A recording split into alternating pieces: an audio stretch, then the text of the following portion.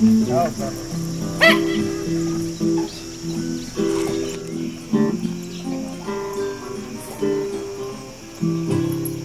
my bucolic life, every city stripe. Horses, chicks, and dogs, they are my neighbors.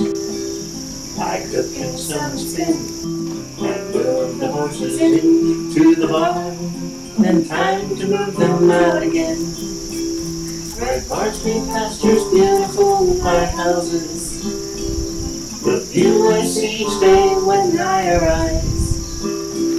This life pleases me, as it is plain to see. I'm living my bucolic life.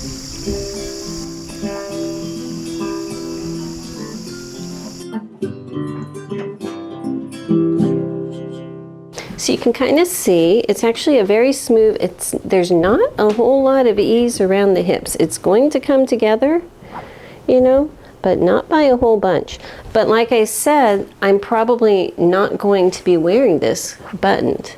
You know, I'm going to put buttons and buttonholes on it because that's the design, but it will most likely always be open, you know, as I'm wearing something else under it. So that does not actually bother me. So here's my pockets, the upper one, the lower one that's reinforced, and we're ready to go. So the next thing I need to start on is my sleeves.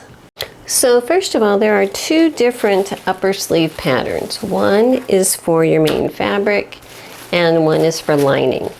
And the only difference that I can see is the bottom part where the big overlap and everything are. It's sticking out in the main fabric and it is in the lining. So make sure you use the right one. So I've got my sleeves here, and just like everything else, they are already reinforced with the tricot tape and serging around the edges. All right, so on the sleeve here, there's circles up here that I need to mark, and I'm going to be easing between those, so I will be marking those and running a row of gathering stitches between those dots.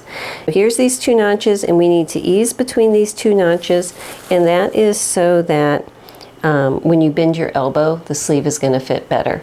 So I just realized in my excitement of doing everything, I completely forgot to measure the actual width of my sleeve piece before I cut everything out.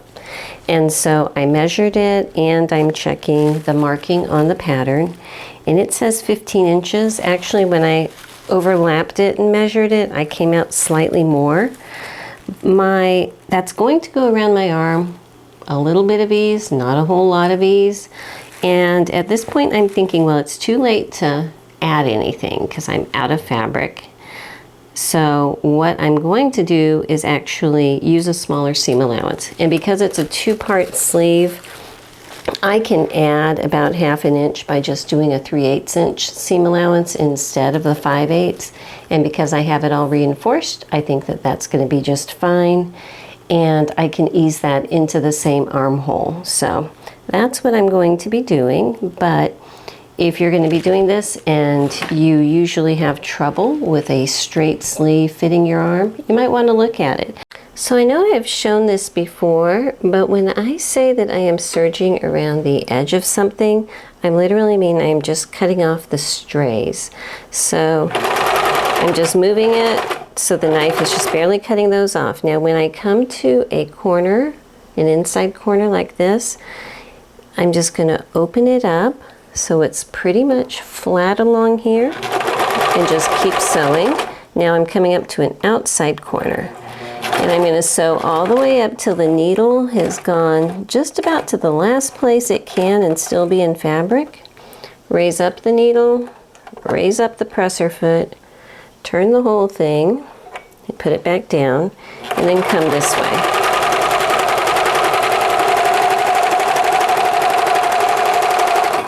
And what that's going to do is give you a nice sharp corner out here. It's going to give you a nice clean inside corner here. You don't have a whole bunch of tails to deal with when you're, you know, starting and stopping and starting and stopping. And it goes pretty fast. So just wanted to clear that up. All right, so the next step, we're going to be working on the second piece of the sleeve, which is this one, number 10, the undersleeve. And the very first direction says turn in seam allowance on long edge of undersleeve. So the seam allowance is 5/8, so that's how much we're going to turn it in. And when you fold it in that way, it actually lines up, the edge of your fabric lines up with the edge of your cut edge up here. So I'm just going to fold that down, making sure it's 5/8, and press it under on both of my undersleeves. So with this pressed down, now I'm going to sew my two sleeve halves together, just matching up this side. We're sewing together the side that does not have all of this little vent opening business going on. And they match up perfectly, so you can just match up the top, the bottom, and there's one notch in the middle. But honestly, it fits together really well. And like I told you earlier, instead of 5/8, I'm going to do it at 3/8, but the standard pattern seam allowance is 5/8 straight across. So I want to show you how I sewed this. So I wanted to make sure my cuff was still at 5/8 so that all of this stuff was going to fit right. And I wanted to make sure right up here is at 5/8 because I want to make sure this is going to fit right. But if you can see, my seam allowances are wider, and then they taper in right here where the thickest part of my arm is, and then I just taper them back out again. So that's how I sewed it. Once you're done sewing it, press your seam flat, you know, as it comes out flat to set that stitch, and then open it up and press it open. All right, so down here at this bottom part of the larger sleeve piece, there's several dots going on. And these two down here are for matching up to miter this sleeve, because there's going to be a hem coming up this way and a hem coming up this way.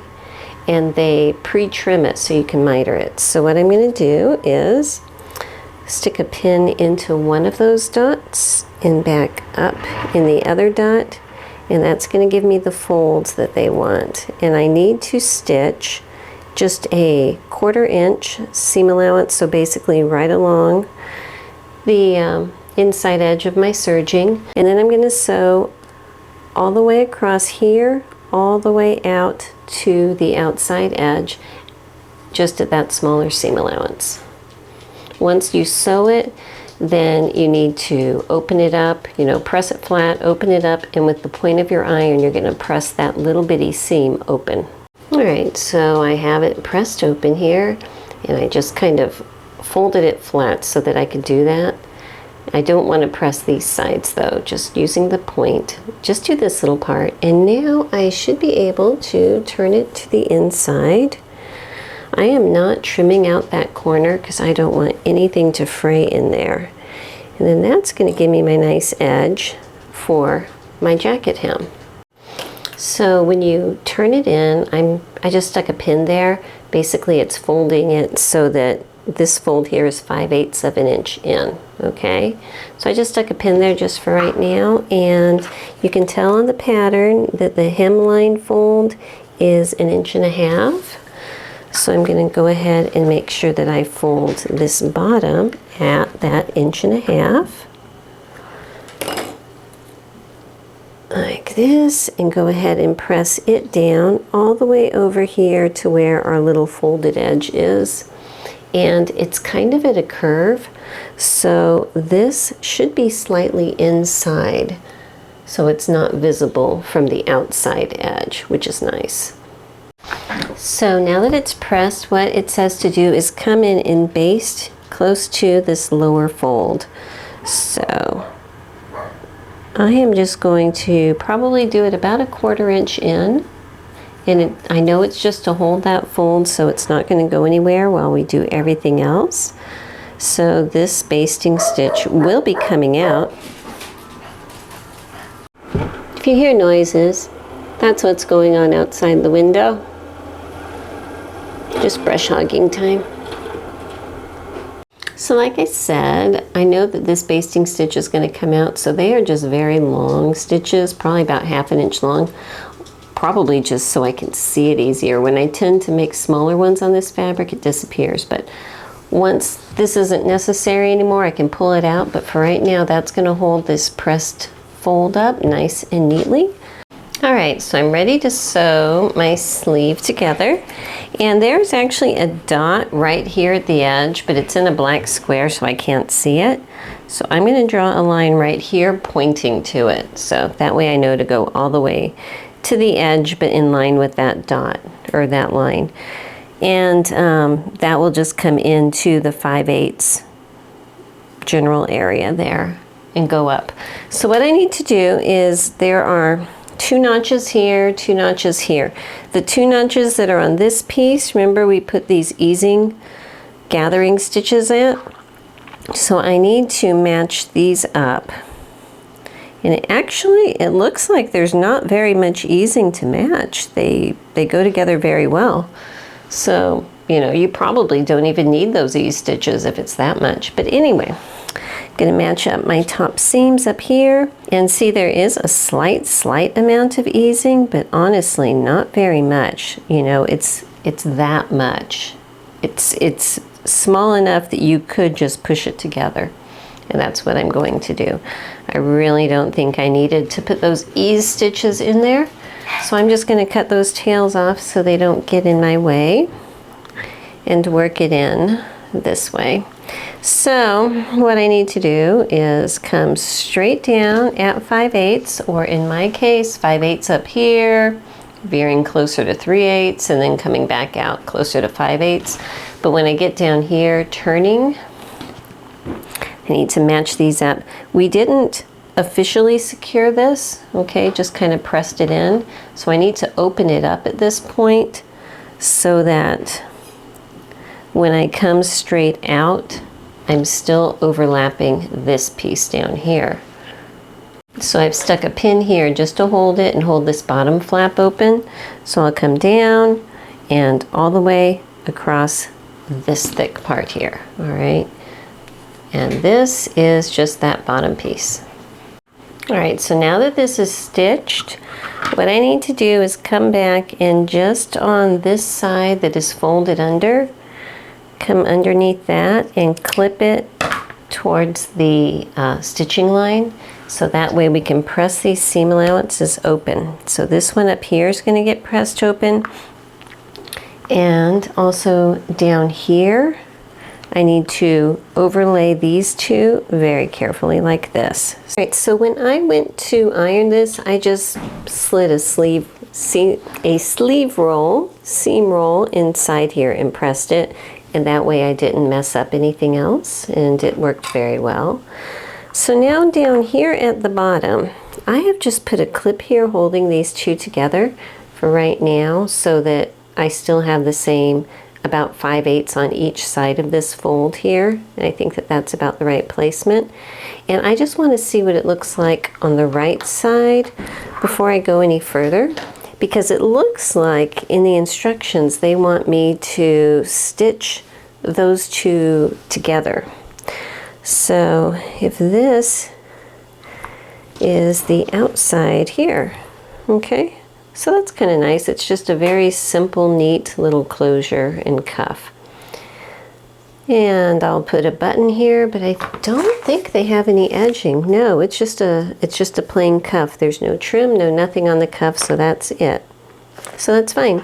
All right, so what I need to do after you press that open is to come back in here, and they want you to slip stitch the top of the hem down, and by doing it like a slip stitch, it will be invisible stitching on the outside. Now this is so thick and so bold that I can hide just about anything in the denseness of it. But for a fabric that it's thinner, or it's a one tone or something like that, being very careful with the needle and thread to slip stitch it will make it a lot neater. So I will be doing that. And what it also says is to, while you're up here slip stitching this down, to go ahead and stitch these two layers together at that point. So it's not really going to be a functioning button. It's just going to be for decorative use, but it will look like it's an opening cuff at that point. Okay, so to slip stitch this, I am starting with a knotted thread, and I'm putting it underneath so that that knot's going to disappear. Okay, so to do what is called a hidden slip stitch, basically, I still have my clip holding the two together right now. What you do is you fold down about 1/4 of an inch of your hem as you work, and you come down into the garment and pick up a thread, and I'm picking up a lot more than one thread because this is super thick, okay? And then you come up into your hem allowance and pick some up. And then you go back down here and pick up a thread or more, depending on how thick your fabric is. And then come back up into your hem allowance. And just keep going back and forth like that. And you are folding down that 1/4 inch as you go. So I just kind of roll it down with my thumb. It's up here on top, so my next stitch is going to be down into the fabric. Then the next one is up here, and just like that, you know, and that way it's not visible from the outside of the fabric, and it's also not visible from the wrong side. It's just an invisible slip stitch hem. So I'm going to go all the way around. When I get back here, after going around, I am also going to knot it off by just doing some back stitches, clip it, and then with a separate thread, go straight through a few times here where it's really dense and try to tack this together, because they want me to make sure that this is not going to come open, okay?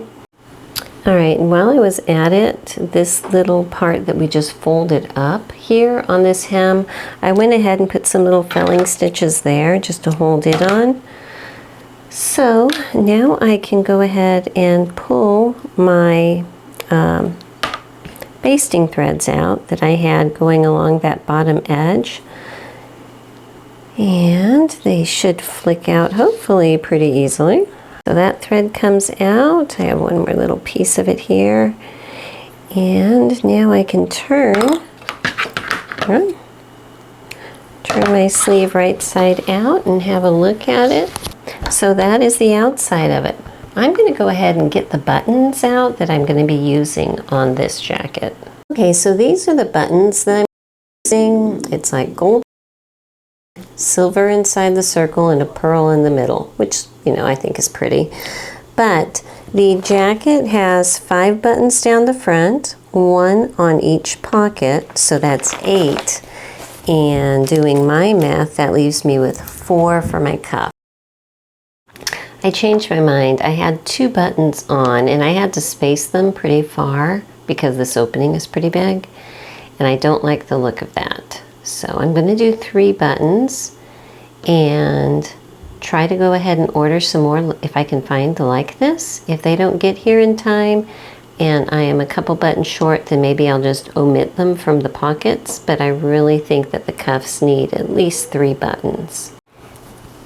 Okay, so I need to get started setting my sleeves in, and in case your dot disappears when you iron like mine does, make sure you're putting this little dot on this sleeve piece on right here, okay? Because that's going to mark where your bottom seam is going to match up. So remember, we put these gathering threads along the top here between the dots, and then there's a dot in the center. What I'm going to do is actually form my sleeve cap by pressing it before I actually insert it into my jacket. So this one I've actually already done. I have drawn up my threads a little bit, set it on top of a little form that I have on my ironing board, and pressed it. And that way it's already the shape I want, so that's going to make it easier and less pucker prone up here to put into my jacket. Alright, so this is my little tool I have for pressing sleeve heads, and it's basically a mitt. You know, you can buy these like on the Waywalk catalog for about $3 or so. It's basically the same stuff this is on a little small thing with a illusion type back, okay? And these are bookends. So I set my bookends down and I put my little sleeve press on the top, and this is where I'm going to press my sleeve head. Okay, so now what I'm going to do is, these are the little gathering threads I put in. I'm pulling the bobbin thread. I'm just going to pull a little bit on each side here, and you can see how thick this is. It doesn't want to gather super easily. I'm going to pull this one also and set it on top of my little form here. And once it's on top of the form, if you need to pull a little more, go ahead and pull a little more. And try to set it so that the top of your sleeve is at the top of the press. So now on the back, all these little gathers are here, okay? What I want to do is try to press this so everything's going to want to learn their position. You know, soften up, flatten out, and get ready to go into the jacket. So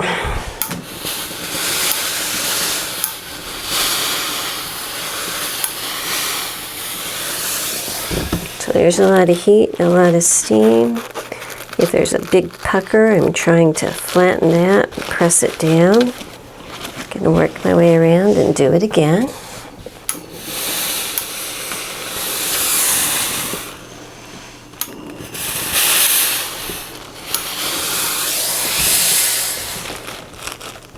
Okay, so now when I lift this off, it's already formed into the sleeve head that I want. It's going to hold that position and everything so that when I go to pin it into my jacket, it knows where it needs to be. So now I have my sleeve here, and it is right side out, and it is touching the right side of my jacket. So I'm going to match up the underarm seam of my jacket with that little dot that I showed you on the pattern, which is right here. And flip it down, and then just start moving up. I need to match the very top shoulder seam with the top dot. Press that up here and pin it. And the rest should pretty much fall into place because it's already pressed in and eased in. If it looks like there's a little bit of ease, you know, just add it in there, and you can work it in as you sew on the sleeve. But if you can see here, when I open this up, it's really, this is the very top. It really is matching up very well the whole way. Not a big problem. So anyway, I'm going to go ahead and pin this, and then I'm going to come back with my big basting thread, and I am going to baste my sleeves on before I go to my sewing machine, just to make sure that I have them placed very, very securely. Because, you know, very thick fabric, I don't want anything to shift. As my daughter just said, there was an issue with the ribbon. Look, this is the back. This jacket is coming together so beautifully, but this back here, it looks like Grandma put it together and she forgot her glasses while she was doing it.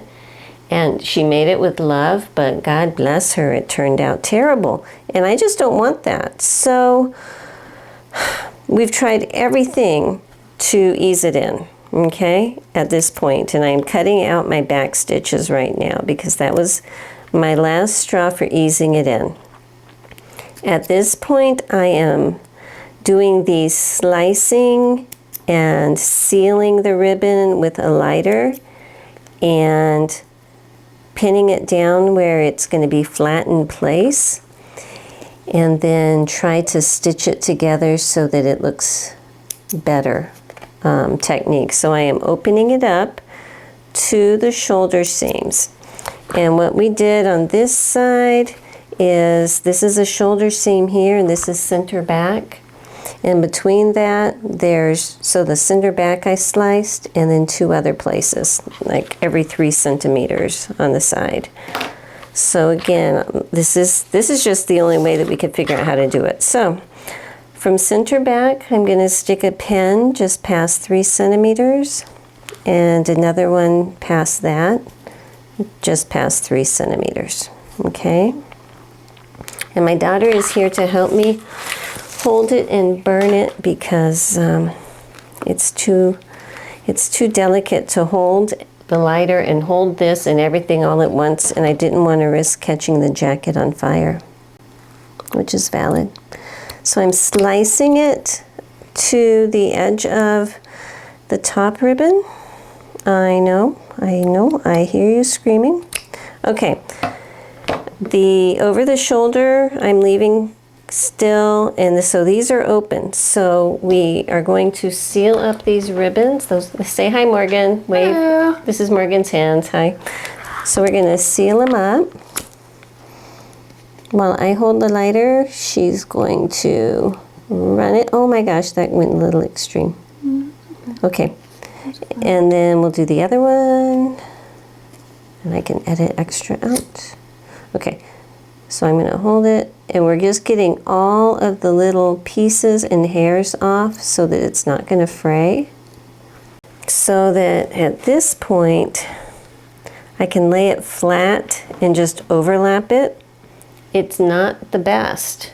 It's not the best, but if this doesn't work, the next resort is going to be cutting off the ribbon just past the shoulder seam and opening the shoulder seam and tucking it in, and just not have ribbon go all the way around. So, all right, so this is what it looks like with it all cut and sealed and pleated basically.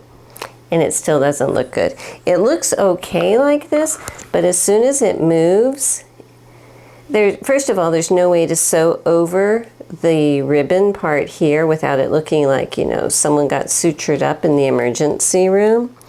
And it's just going to be bad. So I am going to go ahead and take the ribbon off this band on the back of the neck.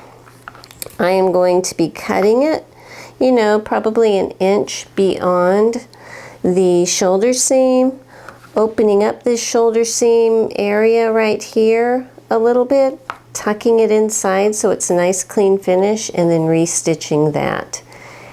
It's going to look different. It's not going to have this in the back, but I really don't see any other way. I've exhausted my options, I believe.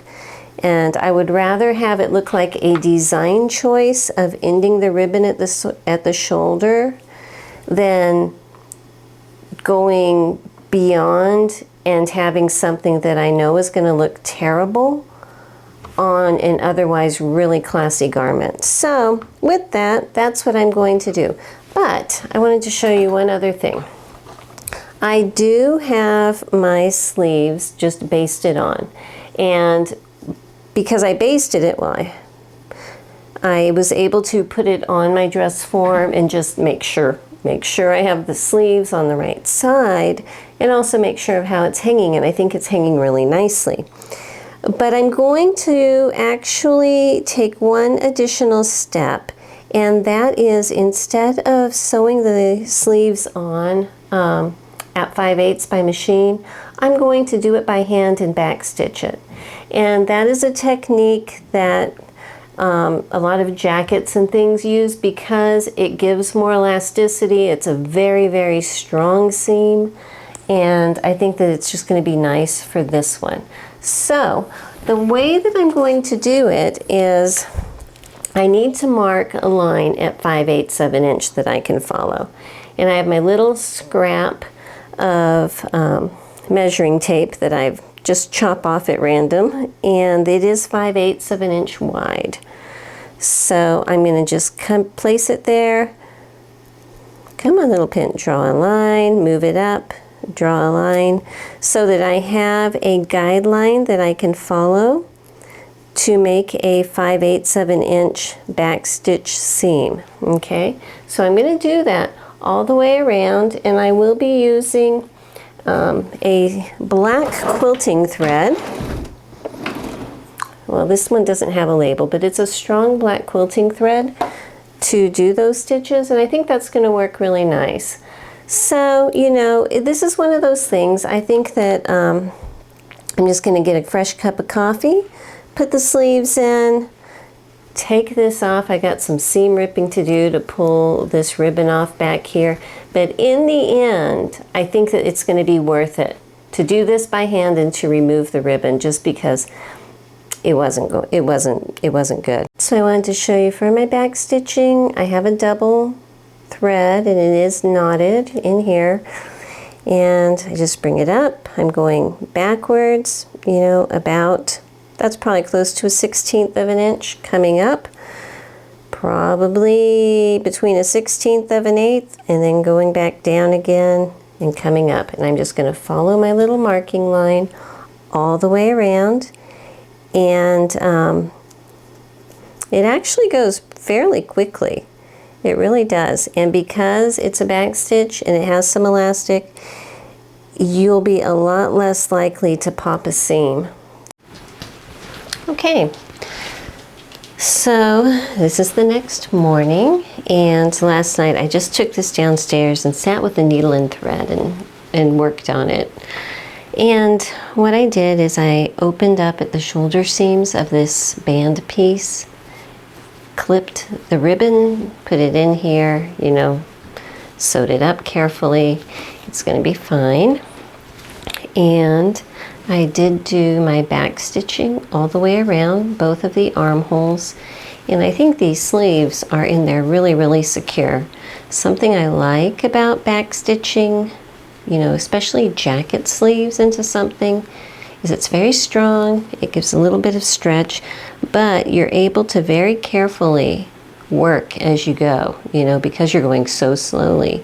You're not going to catch anything sideways, and it really doesn't take all that long. So, you know, I recommend that. Now, the only thing that I'm going to also do slightly different is in the directions. They want you to come in here 1/4 inch and run a second row all the way around and trim right next to that row. Yeah, I'm going to do that. I'm going to do that. But I am also going to be putting a sleeve headband in here. And I do not believe the instructions say to do that, but they do have a shoulder pad in for the instructions. So we'll be getting to all of that. But the back stitching is what's going to hold my sleeve secure. The second row of stitching is just to keep it from unraveling. So at first I was not going to, just because this ravels so much, but I think it will be okay. What I'm going to do instead is just take it basically the whole underarm area, kind of like here is a seam and here's a seam, and I'm going to be trimming it out under here because that's where I need the extra space. But not up here. I want this up here because I like to have that as a body for my shoulder pad and my sleeve head to sit on. So I'm going to come in here and I'm just going to trim this pretty much one layer at a time because it's kind of thick, and just trim it about 1/8 of an inch away from this row of stitching, which is the one that's done 1/4 inch in from my main one. Okay, so before we get too far into setting shoulder pads and all of that kind of stuff, I did run my extra row of stitching here. I want to have a little talk about this issue. So I know it's kind of hard to tell on camera, but the seam line that joins the band to the jacket is literally right at the very edge of this ribbon. You can't even see it. It's underneath there.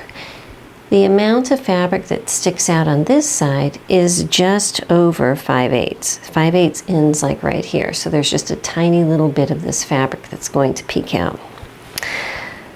So this is my idea. If you ever want to do this, or if I'm ever going to do it again, instead of dealing with trying to shape a ribbon back here, I would cut the entire facing or band piece out of a fabric that I would be substituting for this band.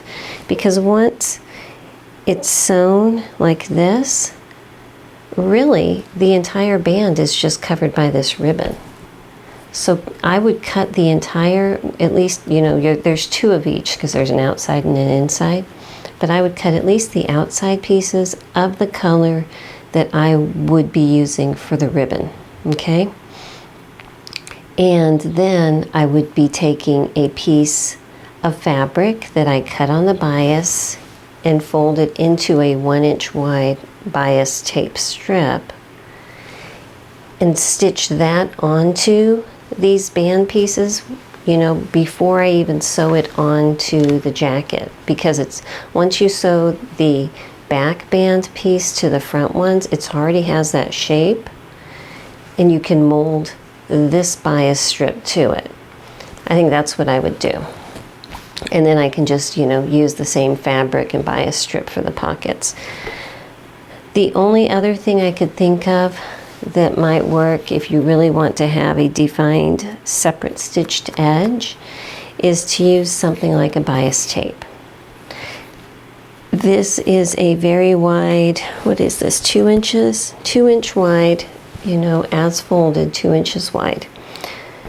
I would take something like this. This is, I think it's called hem binding, and I would overlay it before I sew my band piece to my jacket.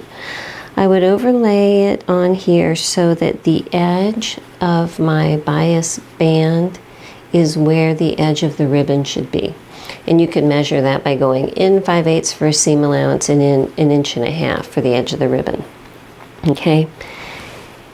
You don't really need this fold because you can just attach this bias to the band, you know, unfold this and everything, so when you go to sew it on, this is already on there, and because you have attached it before you've sewn it, you can mold it around that back neckline.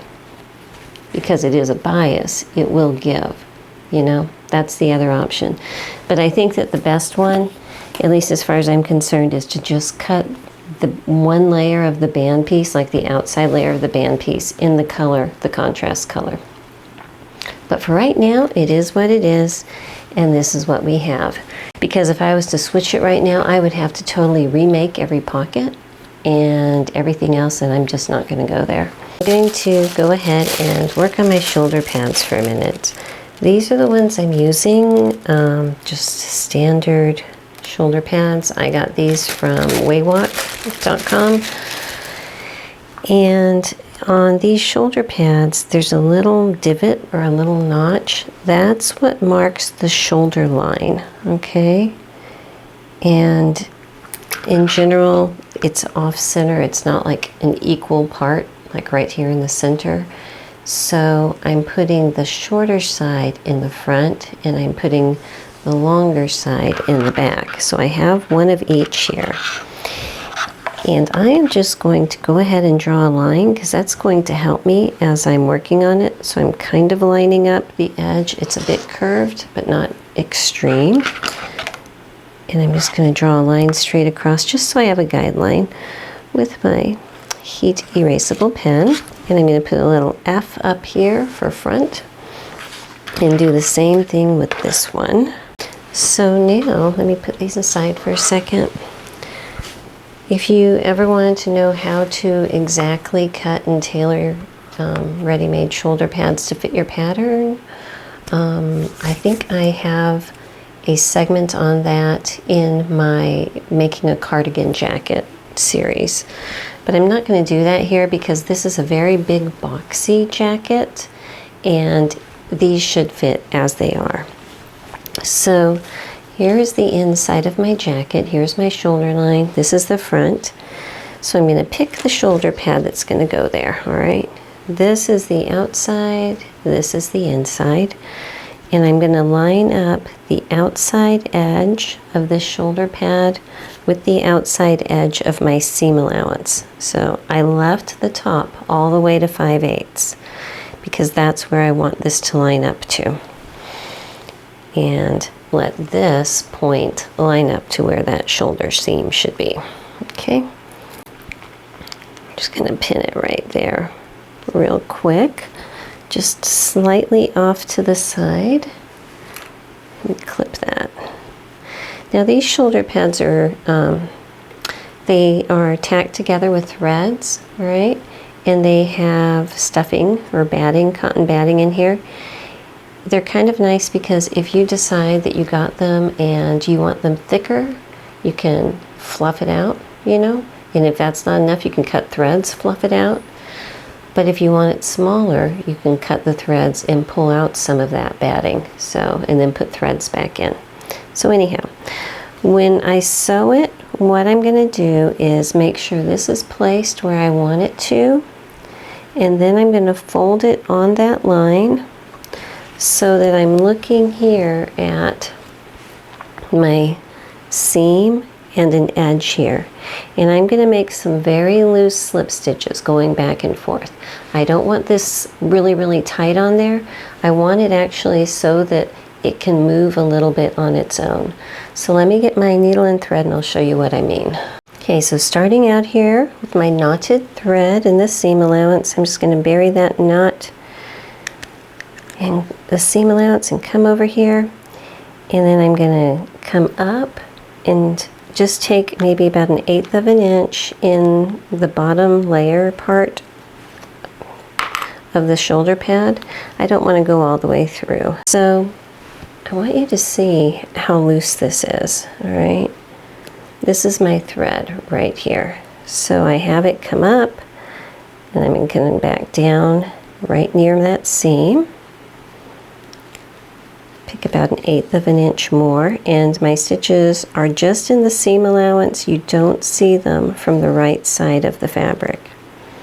Okay, and then come back up here in the shoulder pad. So when I'm all done, this is going to have probably about 1/8 of an inch of movement right here, okay? And that's going to help it not bind while you're putting it on and taking it off, but it is going to hold it securely while you're wearing it. Okay, so I have my shoulder pads just sewed in by hand like we just did, and I want to show you the picture here. It's very defined shoulder. You can even see it more on this one, this picture. It's a very, very defined shoulder, very square, okay? When I put my jacket on my dress form, it looked okay, it looked nice, but the shoulder pad starts here, okay? So here's my seam allowance is out here, and that's where my shoulder pad starts. But I think it's because my fabric is so loosely woven and, oh, just whatever it is, it doesn't want to have that extreme corner. And I kind of want that, and I think I can get that if I put the sleeve head into this seam allowance. And now is the time to do it, so I think I will. Actually, if I knew I was going to do this, I should have done this before I put in the shoulder pad. It would be easier, but you know, we can do this.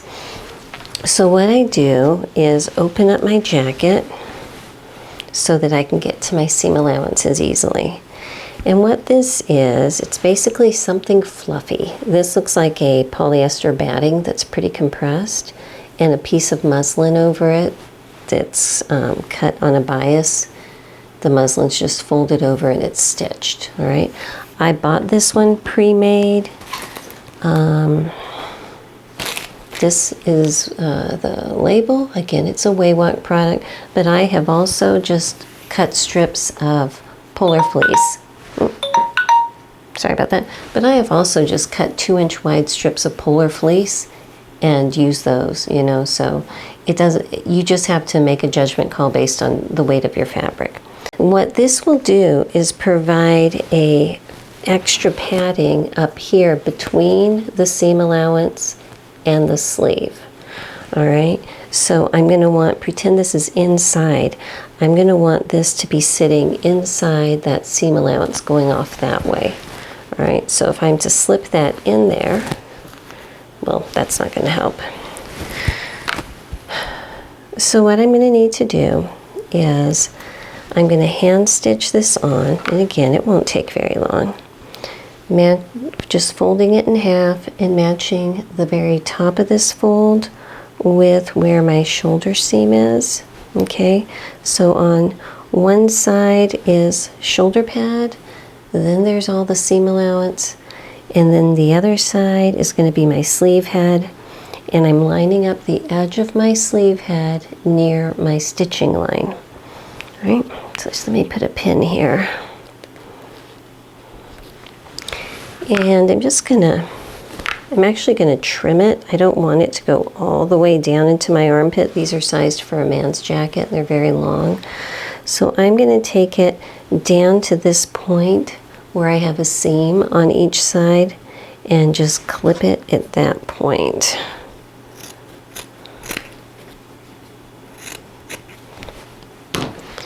And pin it down. And I'm just going to stitch this on with running stitches along here, and again, kind of like the shoulder pads where you don't want them super tight, you just want it to be nice and secure. So I'm just going to make nice little running stitches all the way over. This side, the same thing. I will be clipping it if it goes far enough. Let's see. I'm just going to leave that as it is, but hand stitching it right along this edge, but on the inside of the seam allowance side of the stitching line, not the sleeve side. Okay, I don't know if you're going to be able to tell, but I wanted to give you a comparison.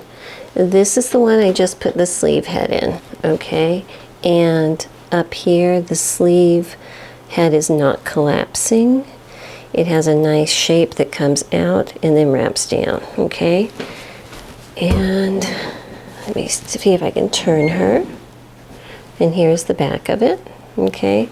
So I think it's a nice silhouette there. This side, it's fine, it's nice, but it does collapse in and it doesn't have as good of a shape. So it looks a little hollow here, whereas on this side, because the sleeve head is making it drape outward, it doesn't look hollow. So, you know, it's a minor detail, but if you can fix it at this point, I say why not? Okay, so I have it stitched on, and I'm going to carefully turn my whole sleeve right side out and put my hand in here and try to make sure that that little sleeve headband is smoothed out. And now I'm ready to go ahead and press this, and I'm pressing the seam allowance all the way around towards the sleeve. All right, so my jacket on the dress form, I'm going to go ahead and cut out my lining. The sleeves, there's two pieces to cut out. The same one for the undersleeve, but a different piece that is the lining only piece for the upper sleeve. And then just the bodice back and bodice front. And I am using my very light and fabulous Bimber Rayon. And I'm going to iron this and lightly starch it before I start working with these pieces, because it's going to make it a lot easier, because otherwise this is just going to want to move a little bit too much, and I have found that that just makes it easier. I'm going to start working on the lining, and I have the front piece here and just going to put it together exactly like the main fabric. So the first thing I'm going to do is mark my darts, the top, these, the bottom, and make this front dart. And same with the back. There is a back piece that has a dart. You know, you saw it with the main fabric. Make that dart, sew together the center back, and then sew it together up at the shoulders. Okay, so this is my back piece, and you know what? Magic sizing left a watermark on my lining. I think it'll come out when I clean it, but it is lining, so I'm not going to worry. But if you see these speckles, that's from the magic sizing that I was spraying on here. Anyway, I have my back darts put in and pressed towards the center, and I have the center seam in, and I have that seam allowance pressed open. I'm not serging this since it's going to be encased. I think it'll be fine. But what they want to do now is come up here and stay stitch around this edge, and then we're going to be sewing the lining together, the front and back at the shoulders up here. So I will be stitching the front to the back here and then pressing that seam allowance open. All right, so with the main bodice lining put together at the shoulders here, the sides are still open. I'm going to set this aside for a minute because I'm going to do the second half of the band. And remember, I put the tricot on the inside here, so it's holding it nice and steady. And I mentioned that because the instructions are going to want you to stay stitch this, but I believe that the tricot is holding it nice and secure, so I'm not going to worry about that. So, but what I am going to do is go and serge the edges, just because this stuff is, you know, fray-ish. And once I have it serged around, then I need to sew the back to the front, whoopsie, like that. And once I have it stitched up here at 5/8, then I can press that seam allowance open. Okay, so now that all of this is sewed together, this is sewed together, these are pressed open, I need to sew this band onto my lining. So I have a little mark here where the center back of the band is, right there. And that's going to match up with the seam in the center back. Now it's going to feel awkward because you have two curves turning in two totally opposite directions. All right, so when you lay it out, your lining goes this way, your band goes this way. It's one of those, you just have to kind of fiddle with it and make it work by turning it what feels wrong. Now matching up the shoulders this way. The front should actually go a lot easier because the curve on the front is a lot gentler. But I am going to go ahead and just match up the bottom and then just make everything fit in between. All right, so I'm coming up the front of the facing here. So when you get to the point where it curves, see if you can just make it work. If you can just kind of curve it around that edge. If your fabric is much too stiff to be able to do that, you might need to make some little clips in here on both the facing and the lining side to be able to mold it. I'll probably have to do that for the back of the collar, but we will wait and see. But just, you know, take your time and try to mold it. It's not the very edge that needs to match up, it's at that 5/8 inch point that does. All right, so I have pinned up, this is my front facing, or band I should say, from the bottom up to where it starts curving here, and from the shoulder down to where it starts curving. So I have all of this open. So I am just going to put a few clips about 3/8 of an inch deep along here. They're about probably 1.25 inches or so apart. And my goal is to give it enough flexibility so I can just bend it out like that, okay? All right, and so to make the neckline fit, I actually need to do the opposite. So the one that's more of an outside curve, I'm leaving whole, but the one that is, you know, the opposite, I'm clipping that.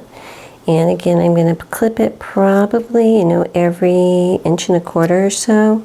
And I'm coming up to about 1/8 of an inch close to my stay stitching line, and that should help keep it supported.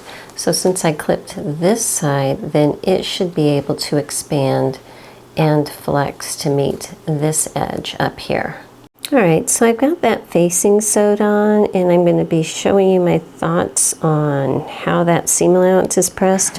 But first, while I have this I've been moving this jacket on and off my dress form, and I can tell that this isn't enough. I do need to go ahead and tack the edges, the very corners, to my seam allowances here, just to keep this from wanting to move around.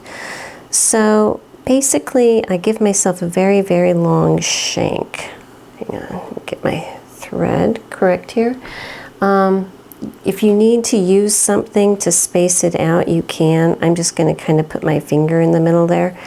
But I'm going to give myself a shank of probably about 1/2 inch between the shoulder pad and the seam allowance, because I don't want it to float all over in the sleeve, but I don't want it to be tacked super, super tight to my seam allowance either. So I'm just going to do this. I have a double thread. I'm going to make, you know, 3 or 4 little stitches and then secure it. And I'm going to be doing that for each corner of both sides. Now I want to show you, this isn't really necessary here because it is going to be hidden, but if you ever wanted to make a shank that's going to be exposed, like if it's on the outside of a dress or something, to tack a belt or something on, you never know. What you can do is once you have your threads up and down, get all that done, you can come back, sorry, keep my hands out of the way here, and just basically make like a buttonhole stitch over the top just to keep it nice and neat. And if you can see right there, that's what it looks like, and it makes a much nicer finish on it. Okay, so I have my right side up of my jacket here, and I am going to be attaching my band. And what the instructions want is for you to press this seam allowance up into the band, okay? And I did do that on this one. It's pressed up and it's trimmed, and I do have another row of stitching on it from when I was sewing this on, okay? Even though the instructions want me to do that, I am not. This fabric is very thick, and it's going to lay flatter this way. I am going to be needing to sew buttons and buttonholes on this ribbon. This, if I put that up, even if I trimmed it, is going to make an amazingly thick area right here where it needs to be flat for the design to work. And since the band is attached to the lining, you really won't be able to tell when you're looking at it from the right side. It's just going to look like this, okay? So I'm going to leave it, the seam allowance going towards my lining instead of towards the band, all right? If once I turn it, it feels like it's not really secure, I can always come back and make some invisible stitches through here or something like that to tack it together, but I think it's going to be just fine. So with all that, let me go ahead and continue securing it all the way around, and then I will sew this at a 5/8 inch seam allowance that comes up all around the neck and back down. So because these fabrics are so thick, and because I have not ordered a walking foot, and I'm going to do that today. I keep putting it off, but I'm going to order myself a new walking foot. But I don't want these to get misaligned, especially after all the clipping and shaping on the other side and everything. So I'm just basting it, and that's going to hold it very secure so that I can come back and machine stitch it. So I just took a look at the instructions and realized I have jumped way ahead, and they didn't want you to do this until after you had sewed the sleeves onto the lining. I don't think it's going to be a big deal because I'm going to make my sleeves separate, and then I can either put it on with the machine or I can honestly put it in by hand. This did not take that long putting these sleeves in by hand, so not a big deal. But I wanted to go ahead with this part right here. And I know you can't tell, but it's extremely thick right here, okay? So I am going to understitch this side so it's going to curve better, but also I need to grade it because that's just too much. That's just too much. So what I'm going to do is the side that is the facing that's attached to the lining, I'm going to clip shorter, and I am going to use my pinking shears just to try to give it a staggered effect so it's not a clear-cut ending point. All right, so this part is going to be trimmed to right about there where there's about 1/8 of an inch down, okay? The next row up, I am going to clip it, so I'm basically just taking off that serging. Now, there's still tricot fused to these, so my hope is that that is going to help stabilize it. But once I have these two graded, and then I can open this up, it's going to take a lot of that bulk out, and it's going to make it a lot easier to go ahead and understitch it. So to understitch this, actually I am understitching it with a zigzag. If you can see right here, it's zigzaggy. I think that that's going to hold it flatter, and that's really important to me because this is so thick. Now, while I was doing this, when I first started, I was using my regular foot, you know, the standard foot, but these yarns that make up my fabric kept coming and getting themselves wedged right in the middle of that foot, getting hung up, and I'd have to start over. So I just changed to another foot that has a big wide zigzag area and it's solid across the top. It's not for this purpose, but it's working for me. So just wanted to show you that. So I'm making sure that the seam allowances from this seam right here are pressed underneath the facing, and that's what I'm sewing on top of. So I have the layer of fabric you can see and both seam allowances that I graded with the pinking shears just a moment ago. And this is going to help it lay so much flatter and be so much easier to control and give a really nice finish right here. So I want to show you, I just took this off the machine. I have not pressed it yet. I'm going to do that next. But you can see, oh wow, what a very thick seam that is. But I have my zigzaggy understitching going down. And even though it's super thick, and I haven't pressed it yet, I'm able to make that nice curve so that I'm going to have a good look from the outside. Now once I press this, it's going to flatten out even more, which is also a very happy thing. But I just wanted to show you, please, if you get a chance to, and you see an opportunity to, don't skimp on understitching because it really makes a big difference.